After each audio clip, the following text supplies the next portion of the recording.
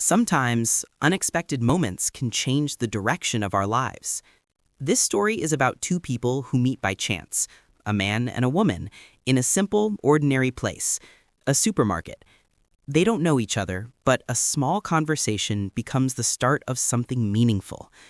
Through simple gestures and honest words, they find connection, comfort, and understanding. This story is written in clear English for learners, so you can follow every emotion and detail easily.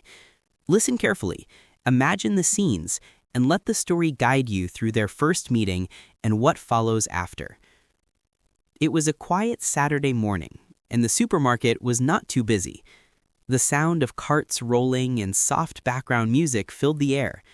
Daniel was standing in the fruit section, comparing apples.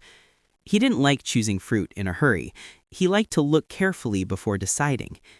When he reached for a red apple, his hand almost touched another person's hand. He looked up quickly and met the eyes of a woman holding the same apple. "Oh, sorry," he said with a small smile. "It's okay," she answered softly, almost whispering.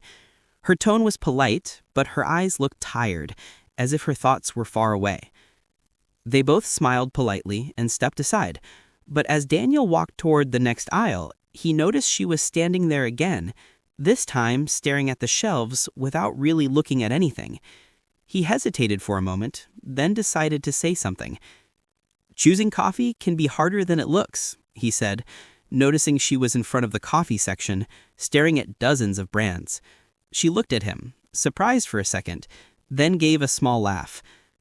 "You're right. I've been standing here for 5 minutes and still haven't decided." "That's how they get us," he joked. "Too many options, not enough caffeine." She smiled, and for the first time, Daniel saw her face brighten. He picked a pack of medium roast and said, "This one's good if you like something smooth." "Thanks," she said, looking at the bag. "I might try that one." They started to talk, at first about coffee, then about how busy the week had been. Her name was Emma. She worked long hours at an office downtown. Daniel could tell she was trying to sound casual, but her voice carried a hint of sadness. "You seem tired," he said gently, trying not to sound intrusive. She sighed. "Yeah, it's been a rough few weeks. Work's been a lot, and I just got out of a relationship. I thought I'd be fine, but I guess I'm not." Daniel nodded slowly. "Breakups take time. It's okay not to be fine right away." She looked at him, a bit surprised at his kindness. "Thanks. I guess I needed to hear that." He smiled softly. "Sometimes all you need is a good conversation, or maybe a good cup of coffee." Emma laughed, a real laugh this time. "Maybe both." "Well," he said, picking his cart again, "I know a quiet place near here. They have great coffee and comfortable chairs. You should check it out." She hesitated, but something in his calm tone made her feel at ease. "Maybe I will." "Or," Daniel added, smiling, "maybe I'll see you there tomorrow morning." She smiled back, and for the first time in a while, she felt a small spark of curiosity about the next day. The next morning arrived with a soft, golden light coming through the cafe windows. Daniel got there early. He chose a small table near the window, the one that had a view of the street and the quiet rhythm of people passing by. The smell of freshly brewed coffee filled the air, mixing with the sound of soft jazz music. He checked his watch once, then again, and smiled to himself.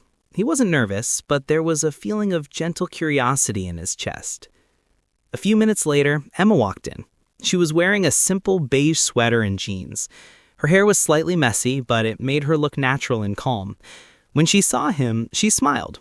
A real smile this time, not the polite one from the supermarket. "Hey," she said softly. "I hope I'm not late." "Not at all," Daniel replied, standing to greet her. "I just got here a few minutes ago." They both sat down. The waiter came quickly, and Daniel ordered 2 coffees. "Same one you picked yesterday," he said with a grin. Emma laughed lightly. "Good memory." For a moment, there was silence. Not an awkward one, just quiet and comfortable. They both looked around, watching the world outside the window. Then Daniel spoke. "So, how are you feeling today?" She looked down for a second, then back at him. "A little better. Yesterday was one of those days when everything feels heavy. I think I just needed a small reminder that life can still surprise you. Daniel nodded. Yeah, sometimes all it takes is a good conversation and good coffee. She smiled. You might be right. They began talking about work. Emma explained how her job kept her busy and stressed, how her boss expected perfection, and how she often felt invisible in meetings. Daniel listened without interrupting, nodding with empathy. That sounds exhausting, he said. You deserve a break from all that. Yeah, she agreed. Sometimes I think I'm running in circles. I don't even remember why I started working there in the first place. Daniel leaned back.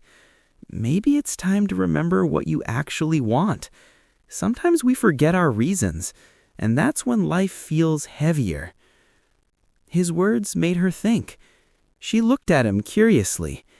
And you? Do you like your job? I do. It's not perfect, but it gives me time to enjoy small things, like coffee, walks, and unexpected conversations with strangers in supermarkets. She laughed again, covering her mouth with her hand. You're surprisingly good at making people feel better, you know. I try, he said playfully. It's a skill I've practiced. Their coffees arrived. The moment felt peaceful. Emma stirred her drink slowly, watching the small swirl in the cup. I'm glad I came, she said. Me too.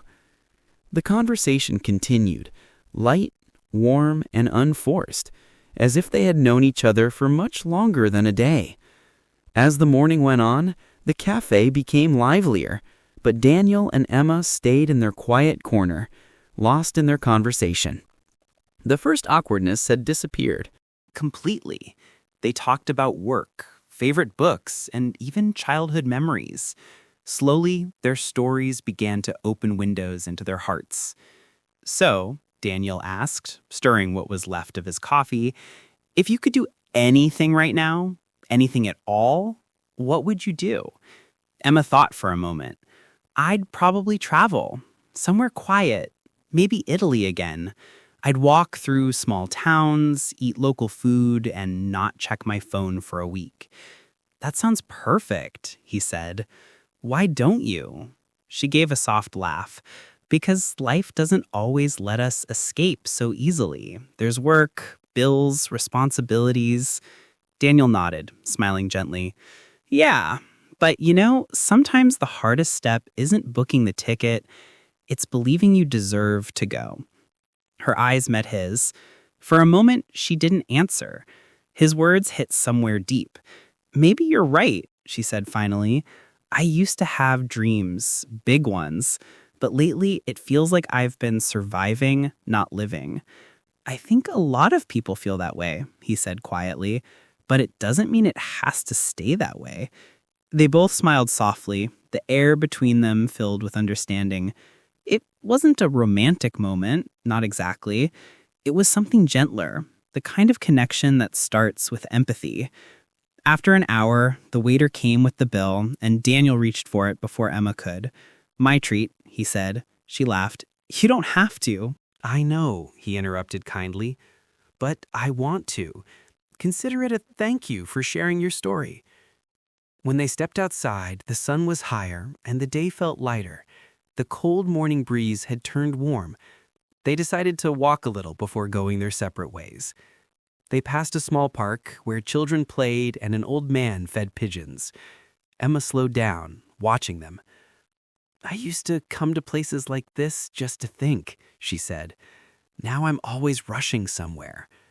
Daniel looked at her. Maybe it's time to slow down again. They walked side by side, talking about little things. Movies they liked, foods they couldn't cook, places they wanted to see. The world around them faded, and for a moment it felt like they were inside their own small bubble. When they reached the end of the street, Emma stopped. Thank you, she said softly. For what? He asked. For listening, for making me laugh, for not trying to fix everything. He smiled. Sometimes listening is enough. They stood there for a moment, the quiet between them comfortable again. Then she looked at him and said, Maybe we could do this again sometime. I'd like that, he said, his smile easy and genuine. Next time, maybe you'll tell me about your Italy trip. She laughed, shaking her head. Maybe I'll actually go just so I'll have something to tell. A week passed, and Emma found herself walking back to the same cafe. She hadn't planned to go, it just felt like the right place to be. To her surprise, Daniel was already there, sitting by the window again, reading a small book. When he looked up and saw her, his face lit up. "I had a feeling you'd come," he said. "Really?" she teased. "That's a strong intuition." "I like to think I'm good at noticing patterns," he said with a grin. They both laughed. She sat down, and the waiter, who recognized them, brought 2 coffees without even asking. "So," Daniel said, "how's your week been?" "Better," she replied. "I started walking home after work instead of taking the bus. It sounds small, but it helps." He nodded. "Small things make the biggest difference." They talked again, this time more freely. Emma told him she had started looking into short trips for the next month. Daniel shared his own story, how he used to feel stuck too until he decided to change small habits every day. Their conversation moved easily between laughter and silence. It wasn't forced, it wasn't heavy. It was 2 people finding something they hadn't expected, peace in each other's company. At one point, Emma looked out the window and said, "You know, it's strange. Sometimes life feels like it's falling apart, but maybe it's just falling into place." Daniel smiled. "Exactly. Maybe everything bad that happens is just making space for something good." She nodded, her eyes soft. "I like that." They sat quietly for a while, just watching the street. Outside, people passed by without noticing them, but for Emma and Daniel, time seemed to slow. When she stood to leave, Daniel asked, "Same time next week?" She smiled. "Same time, but this time, I'll buy the coffee." He laughed. "Deal." As Emma walked away, she felt something she hadn't felt in months. Lightness.